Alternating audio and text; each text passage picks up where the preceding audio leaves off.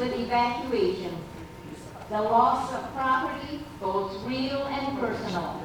The loss of earnings. The loss of human and civil rights during World War II. The wives and young children left with evacuation decisions because their husbands and fathers were taken away earlier. The deep furrows on the faces of our elderly, on the loss of a lifetime work, the agony of being helpless. I shall never forget the testimony of a mother with two small children shocked by the action of two military police. While waiting for her husband to return home, they knocked every picture off the wall, threw her Buddhist shrine outside, and smashed it to pieces, tore up all the mattresses. The children were too scared to sleep by themselves. Military necessity, a weak excuse for racism, was never justified.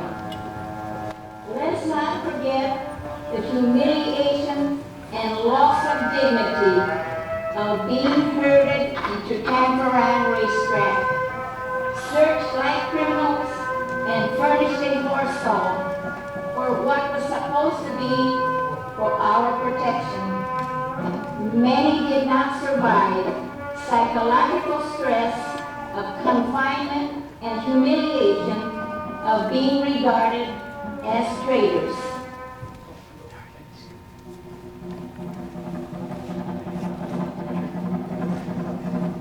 Silence will get us nowhere.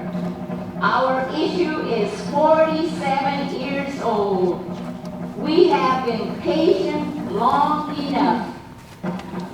I cannot emphasize strongly enough the urgency to regenerate the same kind of community movement that helped us to win redress. It was through the combined efforts of JACL, NCRR, the veterans, the students, and you in the community. Hopefully, our country, once admonished for the great mistake, will never allow this to be repeated again. The freedom of all people will be endangered if the principles of our Constitution are not honored and carried out. We have come this far, hurdled many obstacles. We cannot lose now. It is important that we continue our letter writing campaign, but I feel the time has come when we must become more vocal and rouse the conscience of our country. If you do not fight for your rights, no one will.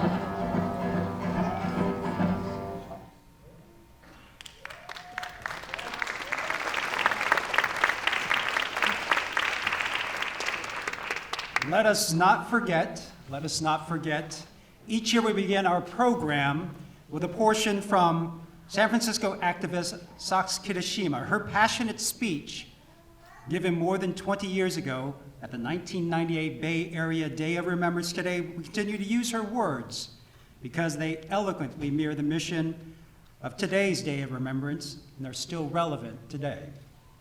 Good afternoon, my name is Ryan Yamamoto. I'm the anchor and reporter at KPIX Channel 5 CBS News Bay Area. I'm third generation Sansei, second year here back in the Bay Area, and coming home to the Bay Area, it's been an incredible experience to reconnect with the Japanese American community. But more importantly, to tell the stories, to give these stories life, and if anything, create a living, breathing document of what happened 82 years ago and beyond. And it's not to dwell on the past, but it's also to learn from the past. Because even 82 years since the signing of Executive Order 9066 from FDR, New stories, untold stories continue to emerge from the Japanese American experience. Last year, I was lucky enough to be able to tell my own family history of my father's family about the Keathley Valley Colony, a story that a lot of people never heard of. They traveled from the Bay Area to the high desert of Keathley Valley in Utah. They were part of a small group of JAs that found the means and the will to escape incarceration of the concentration camps and voluntarily relocate. It is a story also told in the documentary For the Sake of the Children by Marlene Shigekawa, who is here with us today. So even after doing a story with my father last year, surprisingly, another story emerged. A gentleman, about a week later, had watched the segment on KPIX with my father, called me up, and he was from the town of Marysville in Yuba City, where hundreds of Japanese Americans were in that area farming the land during that time. And after FDR signed Executive Order 9066, many of those JAs in that region wanted to get their photos taken for IDs. The problem was, no one in the town would take their picture. So one day, an older Japanese American man found a photographer by the name of Clyde Bush. Clyde, being a new photographer in his town, gladly snapped the photo, told the man to, return a few days later after I get it done processing. And then a few days later on that morning, Clyde woke up to his frantic mother calling down to him, "Clyde, get your butt outside." Clyde woke up. His studio was in the basement of his parents' home. He looks outside, and there was a line of Japanese Americans standing in front of his studio all the way down the block. They were all waiting to get their photos taken because Clyde was the only one who would do it. So he frantically snapped those pictures, taking a few hundred photos. The Japanese Americans in town were soon whisked away, taken to the internment camps, never to be seen again, at least not by Clyde. So about 70 years ago, the wife of Clyde, named Myrtle, happened to be cleaning out the home when she came across all these negatives. And she knew she couldn't throw them out, so she contacted a local historian who started this whole chain of events in the town of Marysville. The communities understood the significance of those negatives and this snapshot in time taken by Clyde Bush's photos. And although a dark time for that city, they felt it was important to recognize the people who were residents in their town. So not only did they organize the photos and hold an exhibit, they took it one step further. They decided they're going to use these photos and build a huge memorial site. So today, several of those portraits flank the Arboga Assembly Center Memorial Park. That is the site of a former migrant farmers workers camp that once converted to house 2,500 Japanese Americans before they were shipped off to the concentration camps. If you have a chance, it's a beautiful memorial, worth the drive. And to my surprise, and the reason why we were able to do the story last year, outside the local newspaper and of course the Nichibei, it received very little coverage. So it was an honor for me, being here in the Bay Area, being here in San Francisco, to bring that story back to life, to show those negatives, to show how a community gathered around some of the disenfranchised residents and made sure their story was also remembered. And now those photos are now stored in a tiny warehouse outside of town, but you can go there to the Arboga Assembly Center to see that memorial. And that is why we hold events like today, the Day of Remembrance, because in the words of Sachs Kitashima, let us not forget. And to help us understand how the Day of Remembrance is still relevant today, as we set the tone and we mark 82 years of the signing of Executive Order 9066, it's my pleasure to introduce our keynote speaker. Reverend Michael Yoshi is a retired United Methodist Church minister. He is a descendant of Japanese American World War II internees, and he has contributed to the Japanese American Intergenerational Narratives Oral History Project.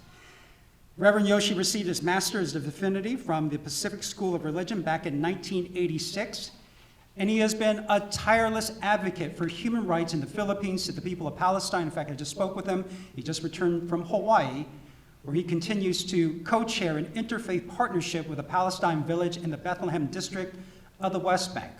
Ladies and gentlemen, please welcome our keynote speaker this afternoon, Mr. Reverend Michael Yoshi.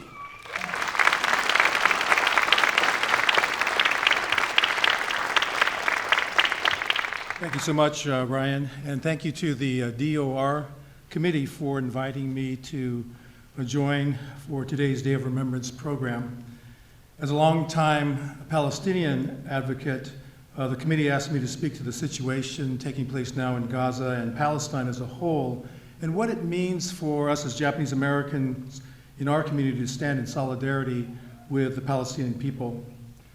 Today, though I'm thinking about my father, who passed away last October at the age of 102, he was 21 when he and his parents were displaced from their West Oakland home and restaurant in 1942 as a result of Executive Order 9066. They were sent to Tanforan and then to Topaz, Utah. My mother's family lost their home and farm in Fresno and were sent to Jerome, Arkansas. She was just 1 year younger than my father and had not yet met at that time. Neither family was able to reclaim their homes or businesses when they returned to California after the bombing of Hiroshima and Nagasaki. I want to thank the NCRR organization because it was through their grassroots efforts and outreach that I was able to participate in the Redress movement in 1981, where San Francisco was host to one of several congressional hearings creating space for testimony from our Japanese American community members. It was indeed a life-changing moment to be able to provide my own testimony and hear the powerful stories of our elder Nisei, Kibe, and Issei, many wiping away tears triggered by the trauma buried from the past. When Congress passed the Civil Liberties Act on August 10, 1988, apologizing to Japanese Americans for the violations of our rights, their report cited 3 factors contributing to the failure of justice to our people. One was pre-existing racism that had been prominent before the war. Second was wartime hysteria and incoherent thinking at the time. And the third was the lack of political leadership. I speak about this as the deadly triangle of race, war, and politics. Because we had been the face of the enemy, our people were demonized racially. The war propaganda deemed us guilty because of who we were and what we looked like, while politicians used our community as political fodder to feed and fuel constituent ignorance and bigotry for political gain. When the Civil Liberties Act was passed in 1988, many of us in the Japanese American community celebrated, while at the same time recognized that the apology would serve as a perpetual reminder and warning for violations that might occur to other communities challenged by similar circumstances. And this is why, following 9/11, our communities clearly understood the need to stand with Arab, South Asian, and Muslim neighbors who were cast as the new enemies of the state. With the build-up towards the invasion of Iraq, it was clear that the so-called war on terrorism was now being used as a tool to carry out political agendas that pre-existed 9/11. Iraq, Iran, and North Korea were quickly branded as the new face of terrorism and the, quote, axis of evil, justifying the regime change war and the dismantling of Iraqi society, along with the several hundred thousand of deaths that occurred. Following October 7th, Israeli officials began to refer to the attacks as their 9/11. This conveniently provided the opportunity to declare a so-called war on Hamas and a supposed act of self-defense, while in reality, an offensive war on Palestine had been going on for decades, since the Nakba of 1948, when 500 Palestinian villages were destroyed, 750,000 Palestinians became refugees, and over 15,000 Palestinians were killed. While racism, war, and politics had led to the incarcerations of Japanese Americans in 1942, it was just a few years later that Palestine was being taken over by similar toxic triangle of power. Gaza became the home of 8 refugee camps whose people are now displaced internally again, with threats of being permanently removed while they mourn and grieve the loss of over 28,000 lives. I want to show a few slides to illustrate some of the reality that we're talking about and underscore the fact that after October 7th, while there was a war declared on Hamas, why were Christian churches like the Greek Orthodox Church, St. Porphyrius Church, bombed with innocent people dying there, sheltering at the church? I have a friend who knew people there whose lives were taken.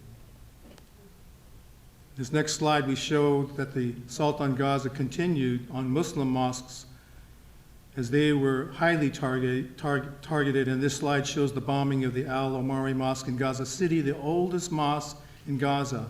And by this time, there have been well over 100 mosques that have been targeted and attacked, along with many other social institutions, including hospitals, schools, and community centers. Just a week ago, while over 1 million people had fled to the southern area of Gaza in Rafah, bombing continued, specifically targeting this area where people were seeking shelter, food, and water to survive. To date, over 28,000 Gazans have been killed, over 67,000 injured.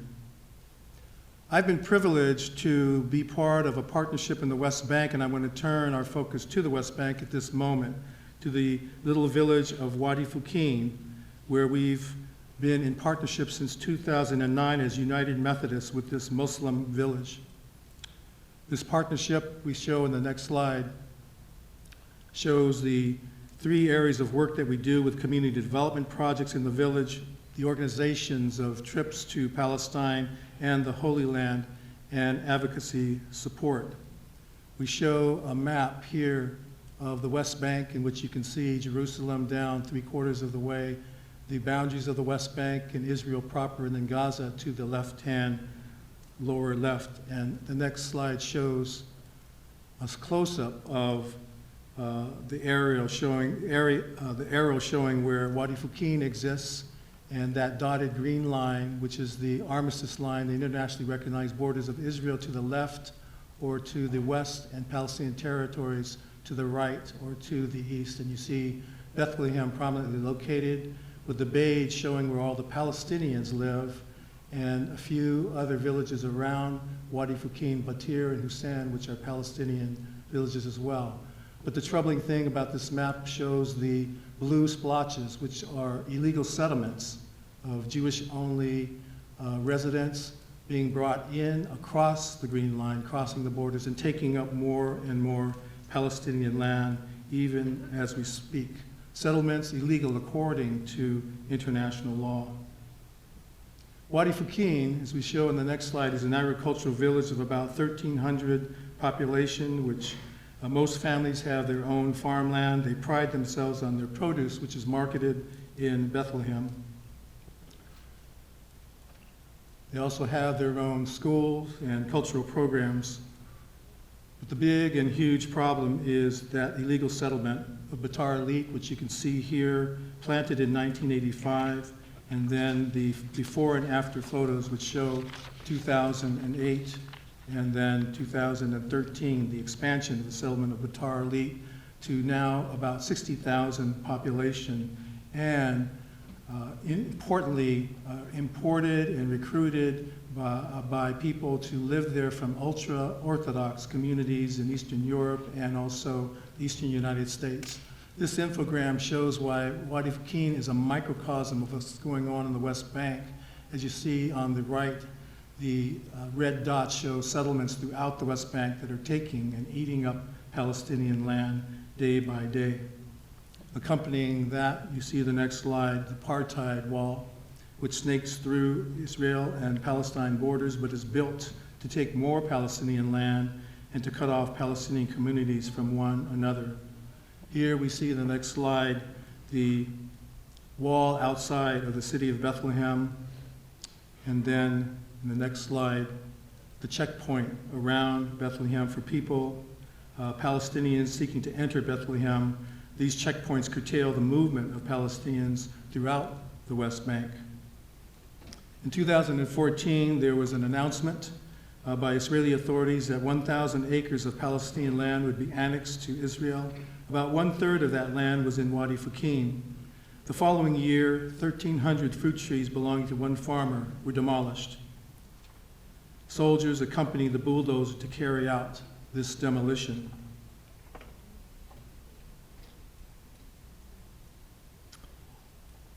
Following this catastrophe, the village leaders decided on a creative way to resist land confiscation and came up with the idea to build a soccer field with our international support and seed funding. They identified this land vulnerable to confiscation, hired local villagers to provide work. They leveled the field and created the structure, and then leveraging our international partnership, displayed a sign to show our partnership with the intention to deter them from demolishing the field with international monitors.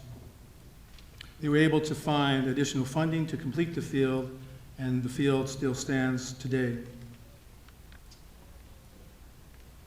But unfortunately, property demolitions continued on, with 45 olive trees demolished in December 2021, and 30 more olive trees demolished a few months later belonging to another farmer.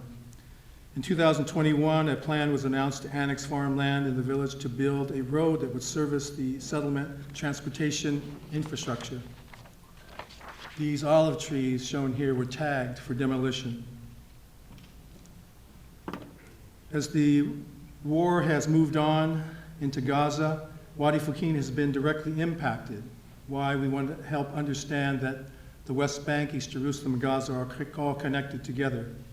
There was an immediate blockage of roads to Bethlehem where people routinely traveled for medical appointments, grocery shopping, work stoppages, and school closures took place, and the village was essentially on a lockdown. These slides show the mayor of Beitar Illit distributing weapons to their residents as a sign of their joining the war effort. Israeli soldiers are shown here entering the village on November 16th to accompany bulldozers as 2 homes and a marble factory were demolished.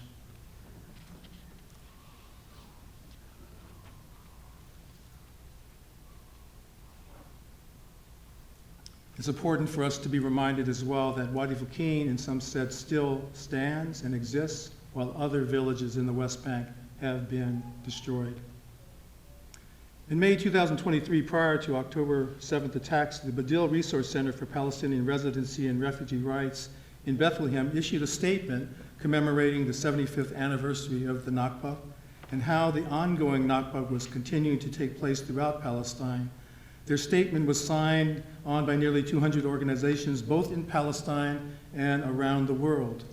And they stated this: the Israeli policies and practices that maintain the system and deny the Palestinian people's rights to return and self-determination constitute the Israeli regime's 3 main pillars: Palestinian displacement and transfer, colonization, and apartheid. All of this history, mind you, is pre-October 7th, which is important for us to understand. And given these current realities, the Friends of Wadi Fukin has joined with many other groups in calling for a ceasefire, not only in Gaza, but throughout the West Bank and East Jerusalem. With a ceasefire, the root causes of military occupation, the inequality of Palestinians living in Israel, and the right of return of all Palestinian refugees must be given their due focus in order for justice to reign for the Palestinian people. Today, I am only sharing a short snapshot of the Palestinian reality, but I want to acknowledge the presence here of the Dr. Rabab Abdul Hadi, professor and director of Arab Muslim Ethnicities Diaspora Program with the Ahmed Program at San Francisco State University. I've had the privilege of working with Dr. Abdul Hadi for over many years as part of the Ahmed Advisory Committee, and we will be, in fact, honoring Dr. Abdul Hadi shortly with the Clifford Ueda Justice Award for her courage in the face of challenges that she has faced as a Palestinian academic. This is significant because the war against the Palestinians is not only taking place in real time with the killings and displacement and the destruction to Gaza and the confiscation of land in West Bank villages like Wadi Fukin, but the war is also being waged in academic institutions here in the US, where access to information, teaching of history is so important. where Palestinian scholars like Dr. Abu Hadi have been targeted, even though they are among the best of academics with sound scholarship, education, and learning for students about Palestinian history. This war of information is playing out not only on college campuses, but in the halls of Congress, in mainstream media, in religious institutions, and through community organizations. Municipalities where ceasefire resolutions are being brought forward are being met with attempts to stifle and censor Palestinian truth-telling, orchestrated by organizations doing the bidding of Israeli war propaganda. The question is whether we as Japanese Americans will stand against this ongoing war against Palestine, or whether we will be voices for peace with justice, standing in solidarity with the Palestinian people. As we gather as Japanese Americans to commemorate our own history on this, our Day of Remembrance, it is important to remember that it was a fight and continues to be a fight in different places in our country for our own history to be told truthfully, based on our own community narrative. Palestinians deserve nothing less. The telling of their story is the critical building block for ultimate freedom and self-determination. This year's DOR has convened under the theme Finding Our Way Home, and the cover of the program illustrates Japanese Americans finding their way home following the release from exile following the war. The photo that's juxtaposed next to it illustrates Gazans today who've been displaced from their homes while searching for food, for water and shelter, and survival in the midst of this demonic crisis. Finding our way home, though, may also be a metaphor for what it means to come home for us as a community to our moral center as Japanese Americans, as Nikkei people, in the midst of this crisis for Palestine. Gaza and Palestine have become a moral compass for the world in this critical moment in history. People around the world who understand this historical context are rising up in collective call for a permanent ceasefire in Gaza, and you can see why it's important for all of Palestine. And the good news is that Japanese Americans are becoming part of this collective voice. Tsudu for Solidarity issued their own statement of solidarity with Palestine and a call for ceasefire. An emerging group called Nikkei for Palestine has joined the collective voice of solidarity for Palestine, providing inspiration from a new generation of leadership. Japanese American congregations are declaring themselves ceasefire congregations by hanging banners outside their buildings as a witness of solidarity. In the Bay Area, these include two historic Japanese American United Methodist churches, Buena Vista in Alameda and Berkeley Methodist in Berkeley, as well as Pine United Methodist here in San Francisco. And the Oakland Buddhist Temple held a banner-raising ceremony just a few weeks ago, declaring themselves a ceasefire congregation as well. While the current situation in Gaza may seem hopeless, given the powers of the deadly toxic triangle of racism, war, and politics, I'm always inspired by the simple but profound words of Reverend Mitri Raheb, Palestinian clergy and author, whose latest book is entitled Decolonizing Palestine. When asked, where do we see hope, Reverend Raheb, his simple response is, hope is what we do, which means that each one of you here today embodies hope in what you will do when you leave this place. And everyone assembled here today embodies collective hope as we can join the throngs of others around the world who are indeed rising up in solidarity with the people of Palestine. Free Palestine, long live Palestine, may Palestine be free. Thank you very much.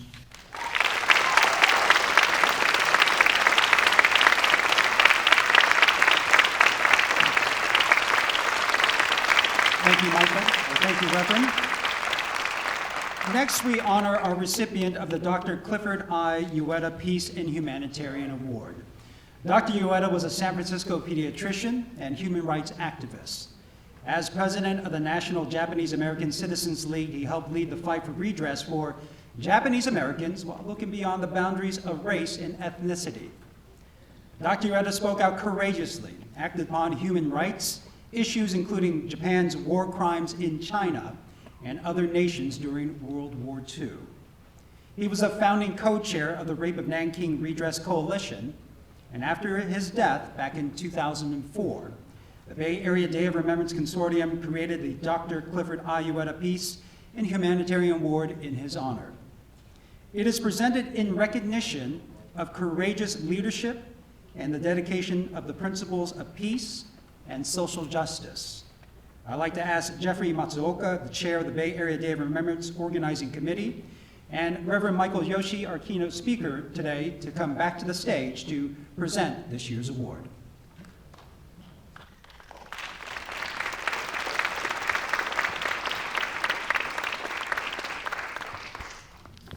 Good afternoon. It's my distinct pleasure to present the 2024 Dr. Clifford I. Ueda Peace and Humanitarian Award to Dr. Rabab Abdul Hadi. Dr. Abdul Hadi is the founding director and senior scholar of the Arab and Muslim Ethnicities and Diaspora Studies program at San Francisco State University. She is a distinguished scholar, educator, and activist.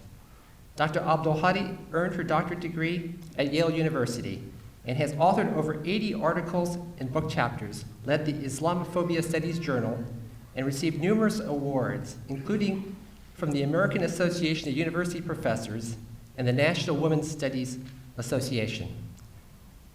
Dr. Abdul Hadi has compiled oral histories of Palestinian activism and organized roundtable discussions on topics like Black liberation and gender justice in Palestine. Her commitment to social change extends to mentoring student groups and organizing delegations to visit Palestine, focusing on solidarity and justice efforts. I would like to call on our keynote speaker, Reverend Michael Yoshi, to share his experiences and thoughts on Dr. Abdul Hadi. Reverend Michael? I'll be very brief. I just wanted to share a word because Rabab is a very dear friend, and it's great to, I don't know where you're sitting, Rabab, but it's great to see you again here in San Francisco.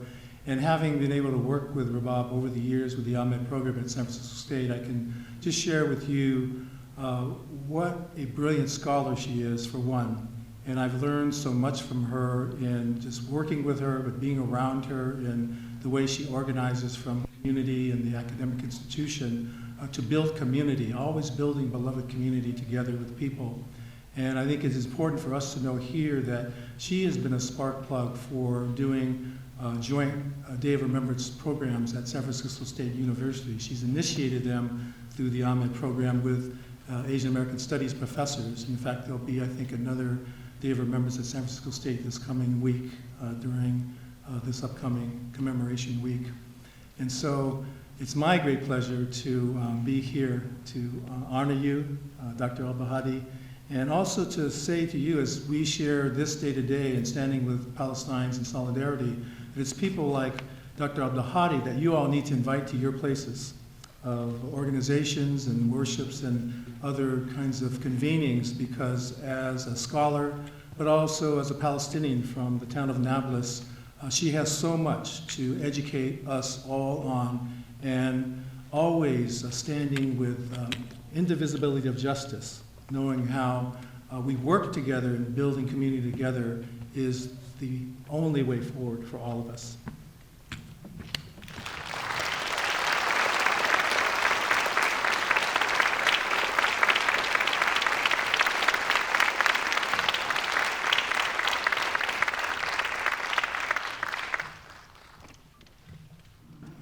I begin first by acknowledging that we are meeting on unceded indigenous peoples' Ohlone land.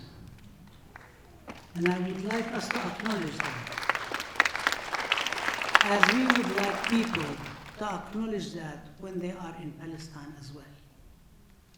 I'm very humbled by your recognition and solidarity. It is in this spirit I accept this award on behalf of Palestine, Palestinians in Gaza, in the West Bank, in Jerusalem, in the 94 areas, in refugee camps, and throughout the Palestinian diaspora. As Palestinians, we know that the choice, timing, and framing of this award is not accidental. You've once again demonstrated your solidarity and support from the larger to the smallest detail, the title, the book cover of Japanese and Palestinians being forcibly removed and uprooted from their communities, and incarceration, whether in 10 concentration camps or in an open-air prison in Gaza. My gratitude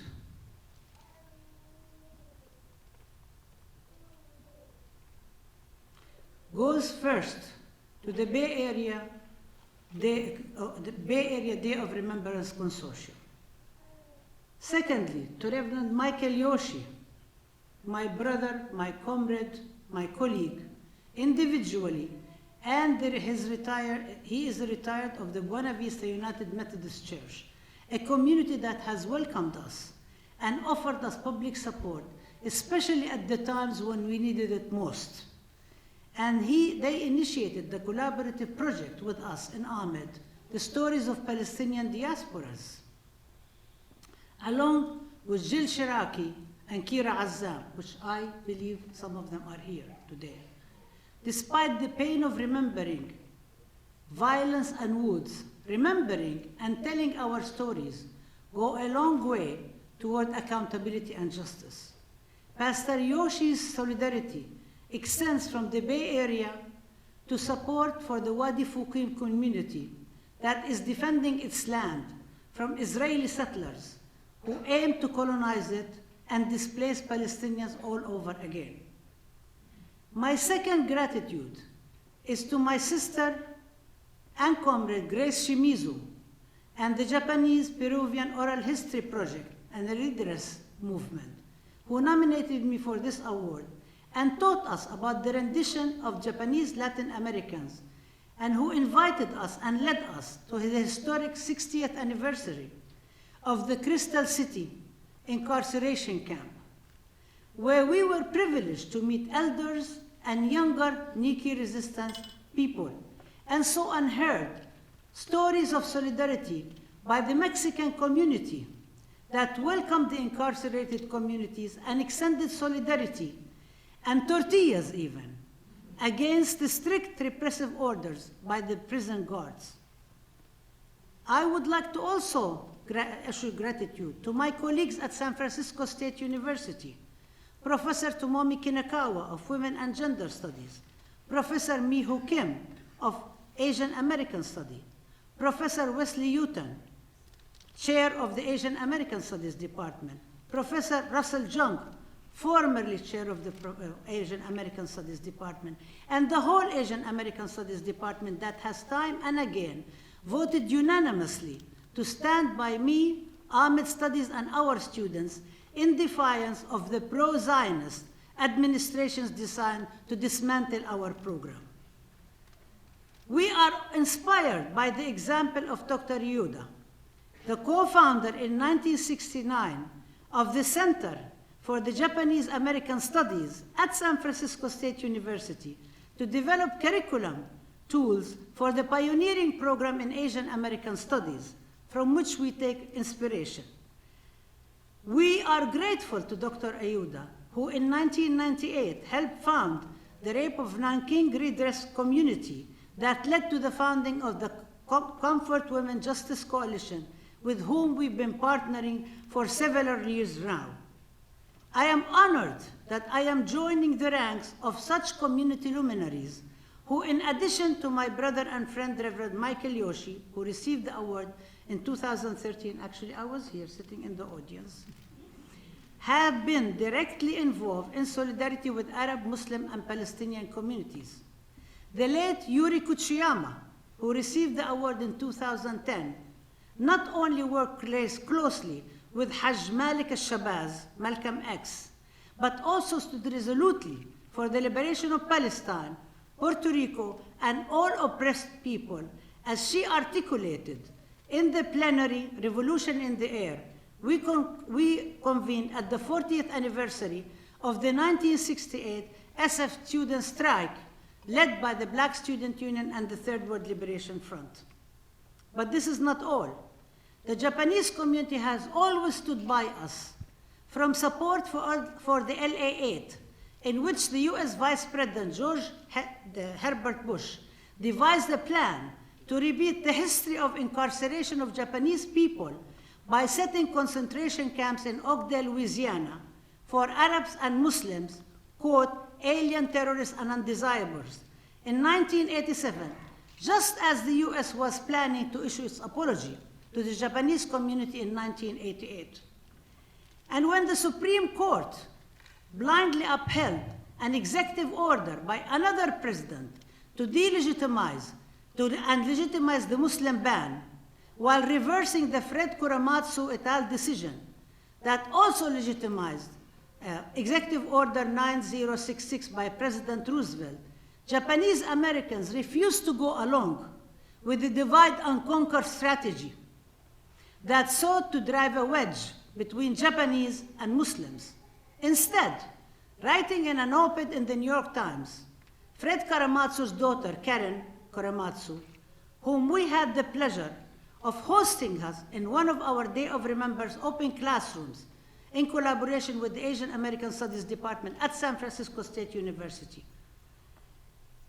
She said, my father will still say, stand up for what's right. Indeed, Don Tamaki, who was part of the team that overturned Korematsu's 40th year conviction, spoke at the Buena Vista event in 2019 against the Zionist, SFSU, Islamophobic, and anti-Palestinian attacks against us. It is not accidental that Mr. Tamaki last year used the opportunity of his award to advocate for reparations for Black and indigenous people. The campaign launched by the Japanese community against the Muslim ban demanded never repeat history. At the same time, another campaign was launched by our anti-Zionist Jewish siblings and comrades who universalized never again a Holocaust commitment to never again for anyone.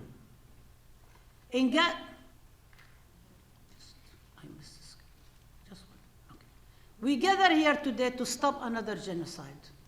Palestinians continue to face genocide that is enabled by the US military, political, and diplomatic and unconditional backing of Israel's campaign to eradicate the Palestinian people, erase any traces of our existence, and pursue a continuation of the 1948 Nakba. In Gaza today, over 28,000 people have been martyred, 75 of whom are women and children. It's not that the lives of our men is not valuable. It's actually even more important to remember that Arab, Muslim, and Palestinian men are depicted in most racist, Orientalist, and Islamophobic stereotypes as bloodthirsty, irrational killers who chop the heads of babies, burn them in ovens, and rape and mutilate women and girls. All by now have been proven to be another campaign of fabrication and lies in the Israeli misinformation campaign, in which President #Genocide Joe participated despite his knowledge to the contrary. 1.7 million Palestinians have been displaced in a strip whose 70% of residents are already refugees, forcibly and deliberately uprooted in the 1948 Nakba from areas not too far from where they live, and they are confined in the Gaza open air prison. 2.1 million people are starving. Babies are denied milk. Newborns in incubators are deprived of oxygen. Patients on dialysis have no access to treatment because of the shortage of medication, machines, and electricity. Doctors are forced to amputate the limbs of children and grown-ups without anesthesia and to replace alcohol with vinegar, the only thing that's available. In Gaza, nothing remains today. carpet bombing of 75% of infrastructure, homes, hospitals, roads, universities, churches, mosques, and other cultural sites that stood for hundreds of years are gone.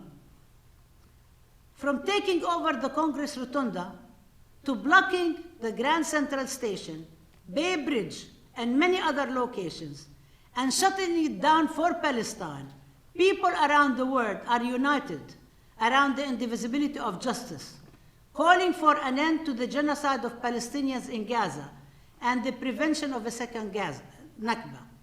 They demand immediate and permanent ceasefire, implementation of the ruling of the International Court of Justice regarding genocide that exemplified international solidarity by the fact that South Africa itself has launched that demand for justice, and all military aid and ties to Israel, as our community demanded in their lawsuit against Genocide Joe, Blinken and Austin in Oakland recently, and many here in the Bay Area themselves have lost over 50 members of their families. You may want to hear from them if they are able to keep recounting the story of pain. Adherence to BDS, boycott, divestment, and sanction, until Israel stops its racism, occupation, and apartheid, and suspend the membership of the United Nations to the United Nations General Assembly. The title of this program is Carrying the Light of Justice, Finding Our Way Home. We will find our way home when there are no more Hiroshimas and Nagasakis. We will find our way home when there are no more concentration camps, when there is no more persecution of people at the border, when there is no more killing of our children by the police, when there is no more racism, discrimination, and challenging and coercion in the curriculum, when people have food, shelter, clean water, and being able to study and clean and have peace at their hands. I believe that the future is ours. I believe that we will win. We lick our wounds, we mourn, we grieve our dead, we cry, and we pick up ourselves, put Band-Aids on our wounds, and move on forward. We will win. Thank you so much.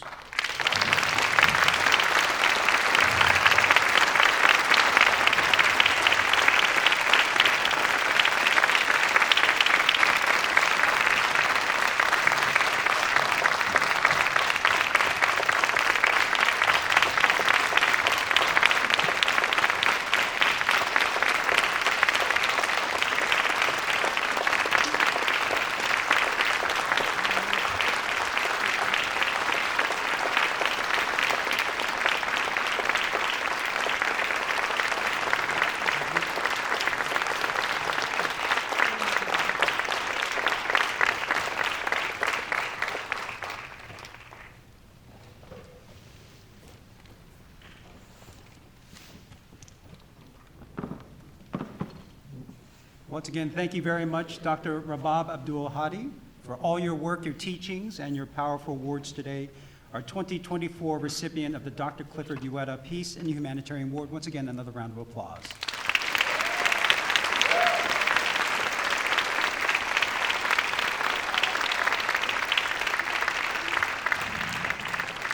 Well, next on stage to give a bit of a performance as we set up our microphones up here, I'd like to introduce you to the OWU Ensemble, where this afternoon they're going to perform their versions of two Okinawan songs. OWU is their surnames, Oshio, Wong, and Yuenten.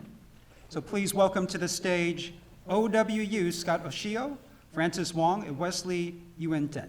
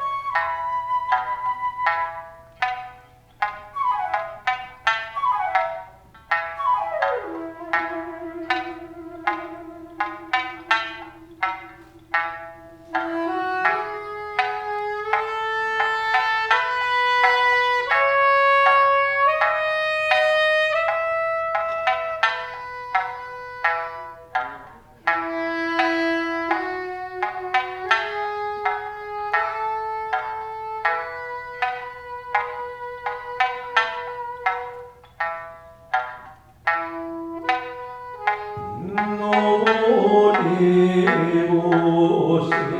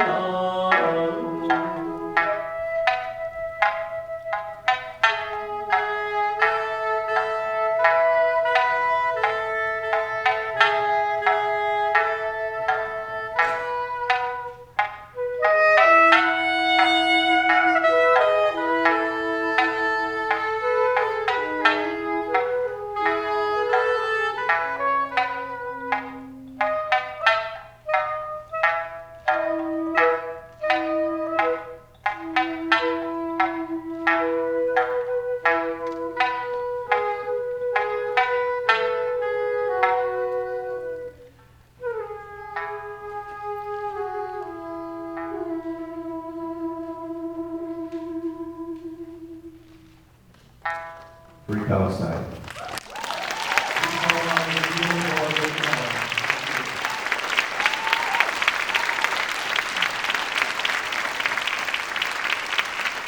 Thank you very much once again, OWU Ensemble. So when we talk about the Japanese American redress, we automatically think about those living on American soil and the impact that the concentration camps had on them.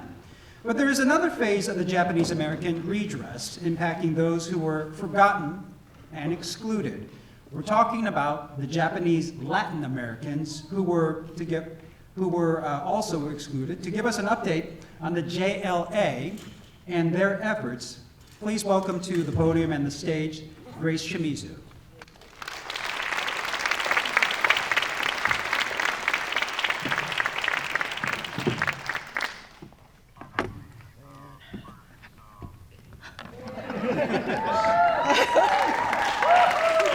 Okay, first time. I hope we don't get a nosebleed up here. But let's see. And I'm using this for the first time too, so I'm trying to read it. So please bear with me. But I got stuff to say. So I'm going to give you a little short, really short, I hope, JLA 101 for the folks that are new to the issue. And then I'm going to jump into the update. During World War II, the US government did more than ethnically cleanse and incarcerate over 120,000 persons of Japanese ancestry into 10 US concentration camps run by the War Relocation Authority, 2/3 of whom were US citizens and 1/3 who were Japanese immigrant residents who were excluded by law from becoming citizens until 1952.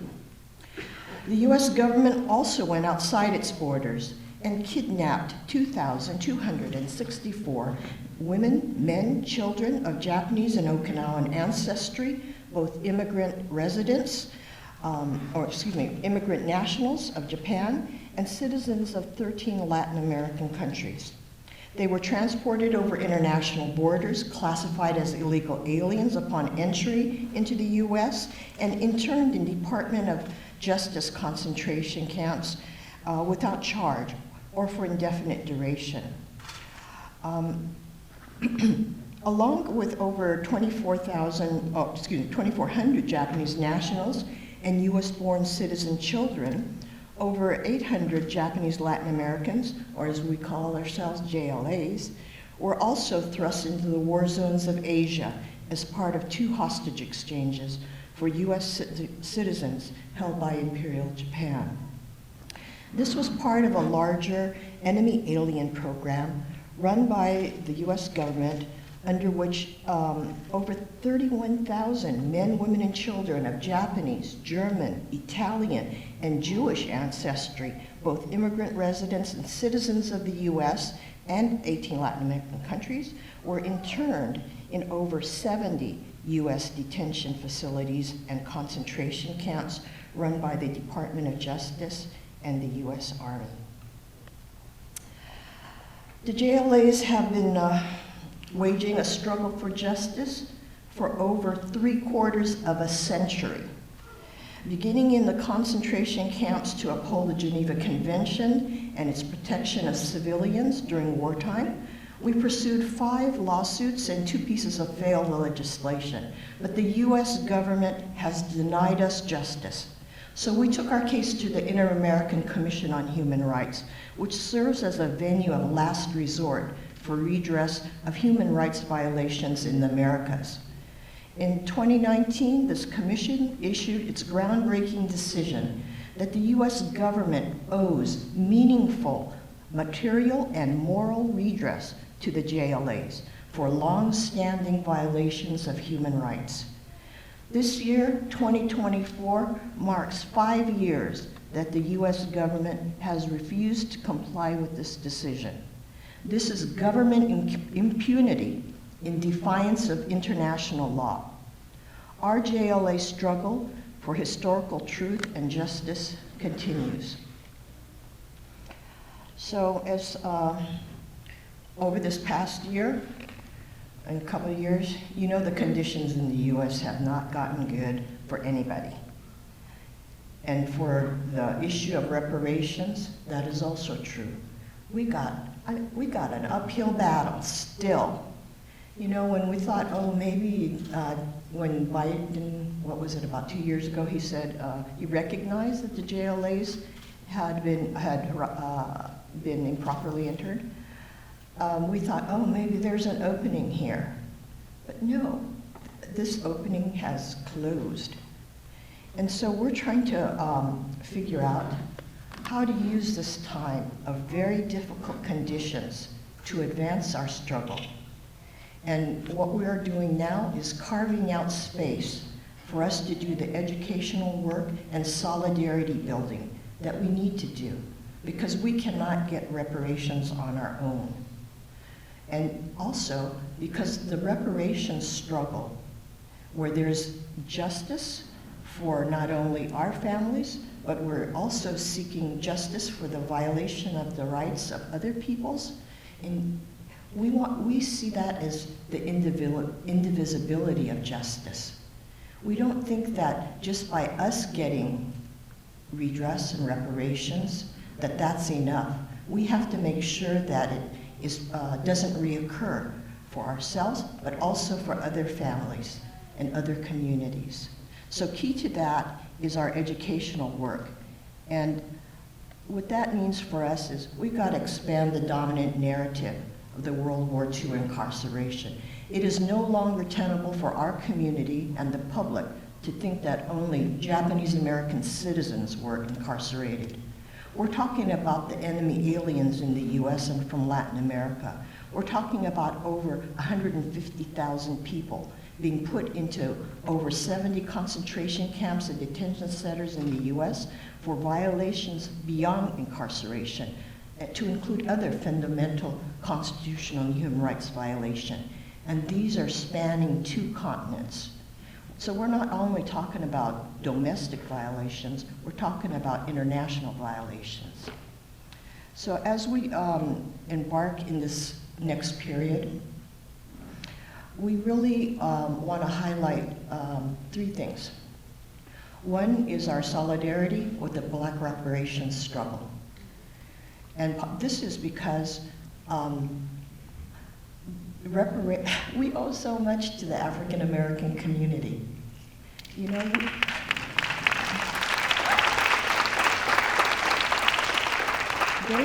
their struggle, whether it was in the civil rights movement, the Black Power movement, how it influenced our identity movements, and now with this reparations struggle, you know, we are learning so much about not only the lives and the history of Black people in this country and internationally, but we're learning a whole lot about how our country was even formed and how the wealth of our nation really was on the back of enslaved peoples. You know, and so in that, I think we have a lot to learn about racism in this country and also about the exploitation of labor and the ongoing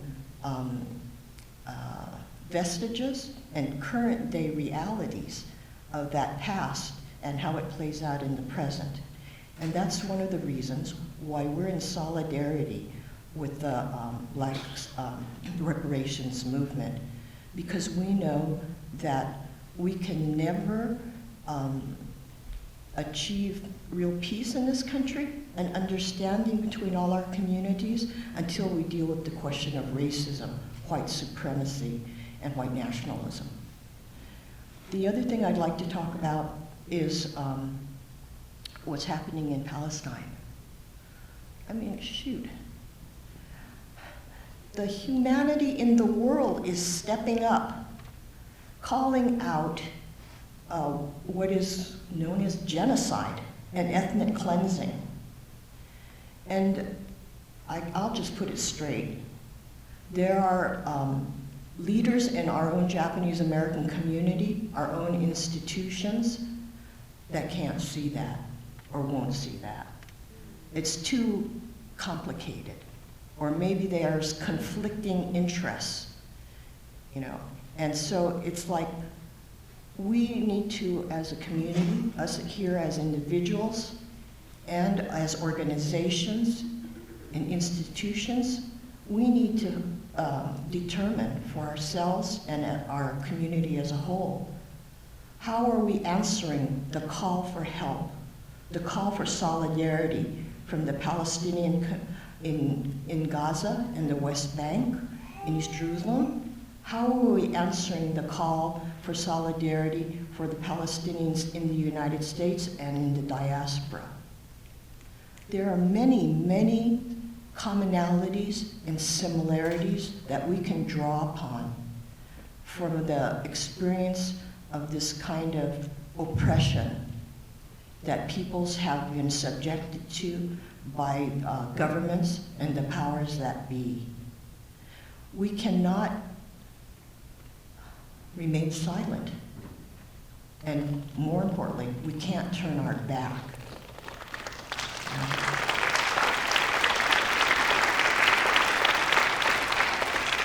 And part of this is, one is because, let's face it, in the future, people are going to be looking back at this period, and they're going to be asking our parents, our grandparents, our relatives, what did you do to stop this from continuing? And our community has to be able to say what we did to join humanity to put a stop to this genocide and to call for a permanent, immediate ceasefire, to get that humanitarian aid in, and to let the Palestinian people lead, you know, in terms of showing the world how you can struggle and still maintain your human dignity and envision a world that is different. We have a lot to learn. The other thing is that one of the reasons, you know, that such things as what's happening in Gaza and the West Bank are continuing is because our elected officials don't listen for one reason or another. So that, I think, raises up the importance of the 2024 elections, not just the presidential elections, but all the elections down ticket too. We have to figure out, how can we make our democracy work? Because there have been forces that be that have been chipping away at it for decades. And now it's coming to a head. We need to elect people that are really going to represent our interests. And we can't maintain those in elected office who do not. So that's why I feel that, you know, like the Day of Remembrance is really important. It's the one time in the year that our community comes together, and our community comes together with other communities too. And we come here to remember, to learn, to have dialogue, to listen, and then hopefully, because we believe in activism too, put our ideas, our values into practice. So in that regard, I would encourage everyone here, and you can talk to your friends and neighbor and family too, you know, that we take on the questions that have been raised in this DOR and take it to heart and know that anything that we can do will help. And so please, let's join together and make that change happen. Thank you.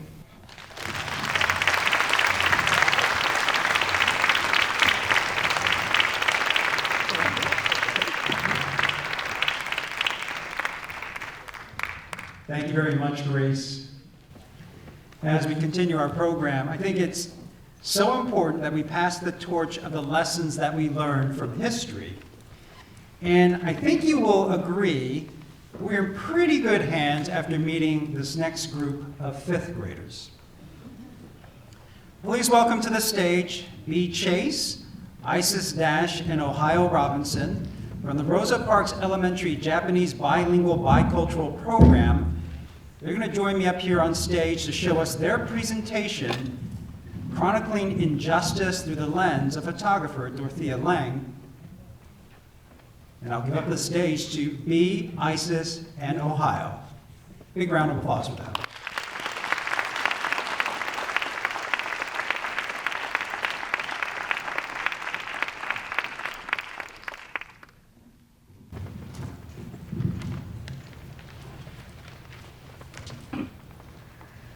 After President Roosevelt issued Executive Order 9066, the U.S. government hired Dorothea Lange, noted photographer, to chronicle the forced removal of Japanese Americans. She came to Raphael Wheel School, now known as Rosa Parks Elementary School, to take photographs of students. The first roundup of Japanese Americans had already occurred when Dorothea Lange took the photograph you now see. The group of boys are showing their pride and pledging their allegiance to a nation that will incarcerate some of their classmates. By May 1942, every Japanese American child in this photo was sent away. Raphael Wheel School was where the U.S. government gathered the last Japanese American before they were sent off to assembly centers. My name is Ohio. I'm a fifth grader at Rosa Parks GBVP. Rosa Parks is special to me because I love Japanese culture. I wrote this poem inspired by this photo of Girls Pledge. I am a student of Rosa Parks. I wish Japanese Americans were not included in war and did not have to go to internment camps. I am a believer in equal rights. I wish all people in the internment camps did not have to suffer. I say all people should be treated fairly and equally. I wish I was there to fight along for their justice. My name is Isis. I'm a fifth grader at Rosa Parks ABVP. Rosa Parks is special to me because I get to learn a whole new language. I wrote a poem inspired by this photo boy at lunchtime. I am free every day. I see myself and wonder what they heard and felt. My name is B. I am a fifth grade student at Rosa Parks GBVP. Rosa Parks is special to me because of the unique experiences from the GBVP program and my wonderful relationship with my teachers. I wrote a poem inspired by this photo of pals. Boys are happy friends. Do they know change is coming? We might never ever know.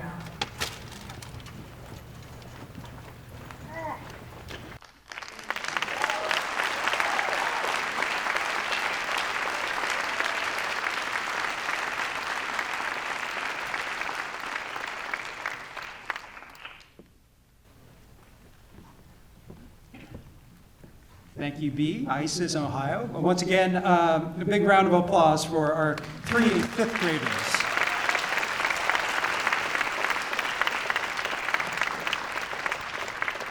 So along with today's event, we do want to remind everyone of the Films of Remembrance, showcasing films commemorating the incarceration of Japanese Americans sent to camps during World War II. Films of Remembrance will take place over the next 2 days, not next 2 days, 2 days starting next week. Saturday, February 24th here at the AMC Kabuki 8, and Sunday, February 25th at the San Jose Buddhist Church. There will also be a panel discussion with the filmmakers on both days. Those films will also be available online. And for more information and to purchase tickets, you can just go to 2024.filmsofremembrance.org. And now, here's a preview of our Films of Remembrance.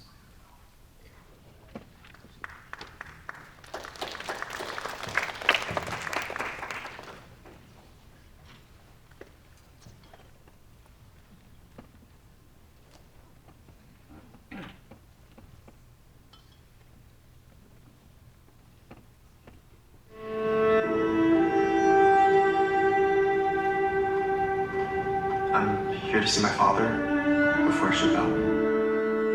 So we're drafting Japs now. I volunteered.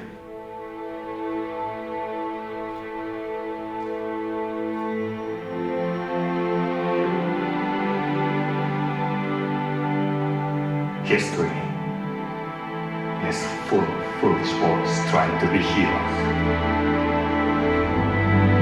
Doing this for me. For all of us. Son, as much as I wanted to believe it, America is not my country. It never was.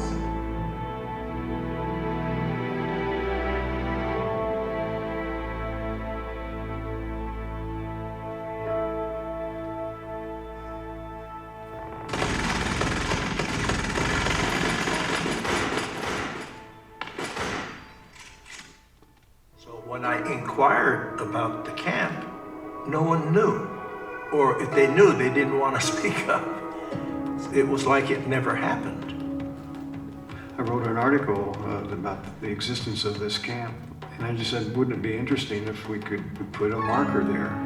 This was a piece of history that deserved everybody knowing about it, deserved recognition. She introduced this in, I believe, August of 1999, and immediately there was some pushback. So initially, when I was approached by the different veterans groups, I pledged I could never vote for something that would dishonor you. People are very reverent, and I am included, toward the Bataan Death March survivors. That's a big thing here. And in no way was this marker an attempt to disrespect ever any of that valiant service. I was called in to the city manager, said we need to get community dialogue, we need to resolve this, we need to see where citizens are at, and we need to decide whether we're going to do this or not.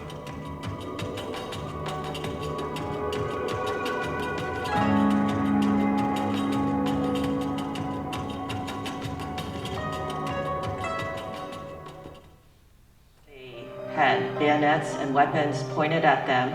Fueled by unfounded suspicions of disloyalty and wartime hysteria, about 1,500 Japanese Americans in Hawaii were forcibly removed from their homes and businesses. We just had to leave. We just put our clothes on our backs and we had to leave. And what are her? Are the American citizens being treated this way? This is their story, and the story of their fight for justice.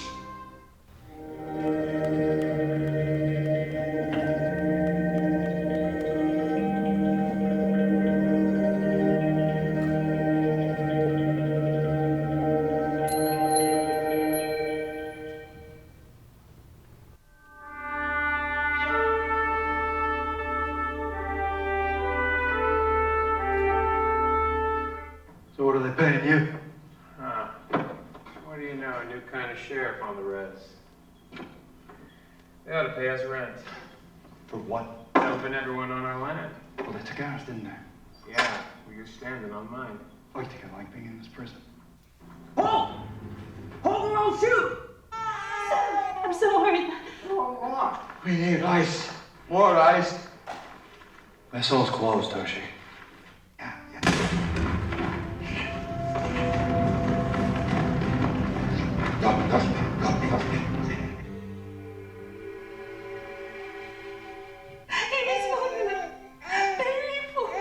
And now we've got a problem. I'm afraid our incoming supply truck has been hijacked. What does an Indian want for friend mess with the enemy? Depends on what the enemy has to offer and what he wants. We'd like you to have this.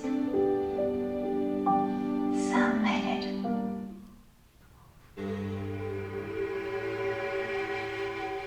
Thomas Worley with the ACLU. ACLU. American Civil Liberties Union.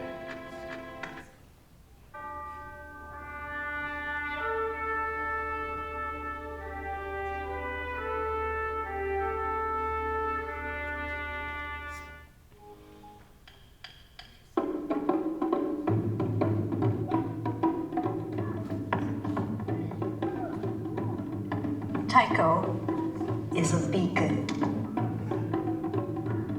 That's unabashed energy that's coming from within.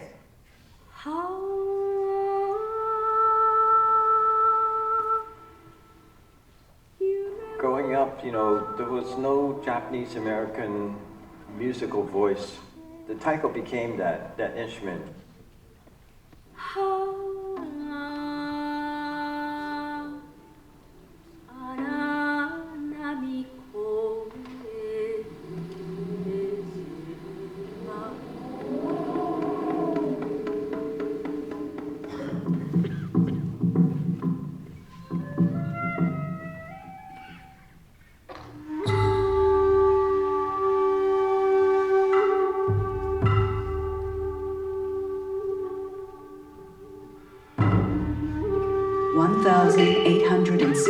People died in camp.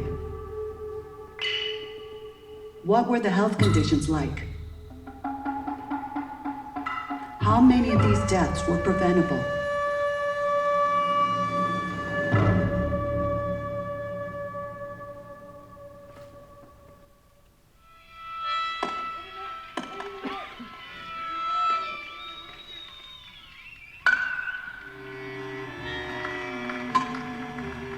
It was universal. It didn't matter what your skin color was, your faith, what country you came from. Putting on a baseball uniform was like putting on the American flag.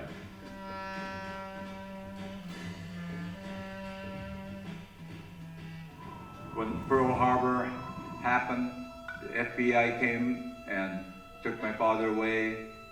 I remember, had a barbed wire fence over 6 feet tall. Baseball kept us alive as far as I was concerned. Otherwise, I would have been probably a juvenile delinquent over there. Because we were only 15, 16, 17 years old.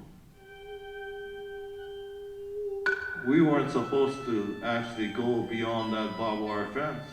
But my dad says, I'm gonna build a ballpark there. All the camps had baseball fields. The humiliation that most went through, the denying of your constitutional rights, your civil liberties. Baseball was a way that Japanese Americans could find some kind of normalcy. It's just astounding that they kept the all-American pastime alive, even from behind barbed wire.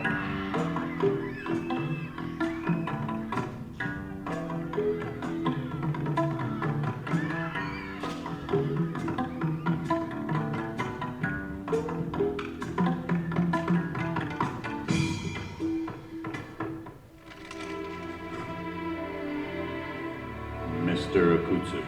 Yes? FBI. Dad, what? Go and help your mother.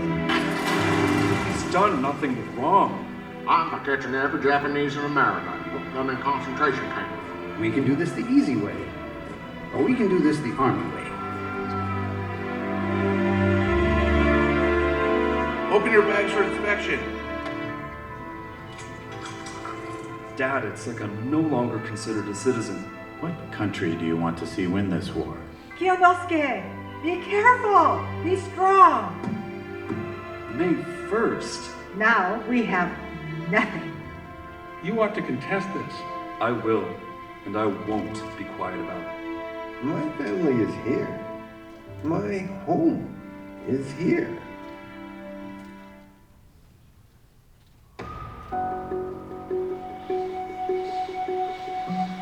In America, our land of the free and home of the brave, there have been times when our democracy has failed us. It happened in 1942, when more than 110,000 Americans of Japanese ancestry were forcibly removed from their homes and imprisoned in 10 remote and desolate concentration camps.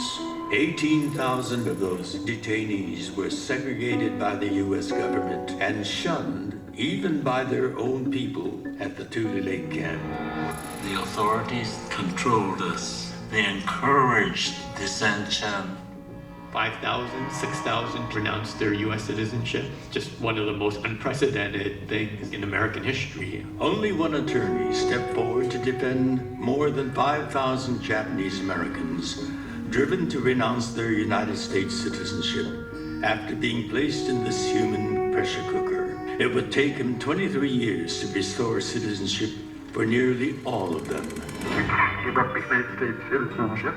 And no human being could give it up in time of war anyway. Civil rights leader Edison Uno said, "If you haven't met Mr. Collins, you haven't experienced the bitterness of 110,000 evacuees in one fighting Irishman."